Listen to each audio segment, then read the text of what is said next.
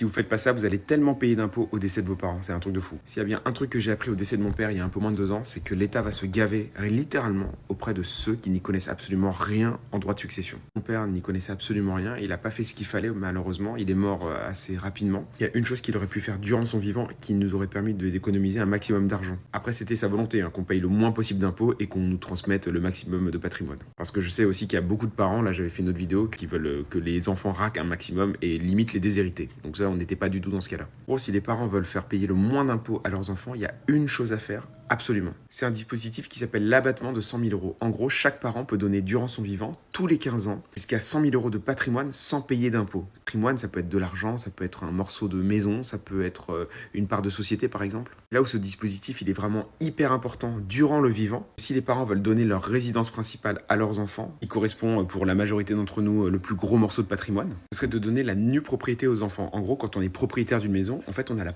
pleine propriété, c'est-à-dire qu'on est nu propriétaire et usufruitier. Nu propriétaire, ça veut dire qu'on possède les murs, et usufruitier, ça veut dire qu'on peut jouir du bien. Bien, pour économiser un max d'impôts, il est recommandé que les parents donnent à leurs enfants la nue propriété au maximum durant leur vivant, tout en préservant l'usufruit. Donc ils peuvent profiter du bien jusqu'à la fin. Mais ce qu'il faut savoir, c'est qu'à la mort du parent, on espère bien sûr le plus tard possible, mais malheureusement ça arrivera un jour ou l'autre, eh bien l'usufruit s'éteint et c'est le nu propriétaire qui récupère gratuitement la pleine propriété. Le truc, c'est que si vous ne le faites pas au moment de la mort du parent, eh bien vous serez taxé sur la pleine propriété, donc la totalité de la maison, alors que si vous avez déjà récupéré la nue propriété de vos parents, eh bien le reste de la maison est transféré gratuitement et vous ne payez aucun impôt sur l'usufruit de vos parents qui leur restait. Et ça, c'est un dispositif que beaucoup de personnes qui sont assez aisées connaissent, mais que nous, la classe moyenne, on va dire, on ne connaît pas du tout. Donc allez voir un notaire, parlez entre enfants et parents. Bien entendu, il faut que tout le monde s'entende bien et que ça soit cordial, parce que si c'est l'anarchie dans la maison, c'est un peu plus compliqué. Après, j'avoue, j'ai essayé de simplifier au maximum. J'ai évité de parler d'âge et de valeur d'usufruit et de nue propriété en fonction de l'âge du défunt. Si la transmission, l'héritage, c'est un sujet qui t'intéresse, parce que sur ce compte, on parle de gagner plus, dépenser moins et investir mieux,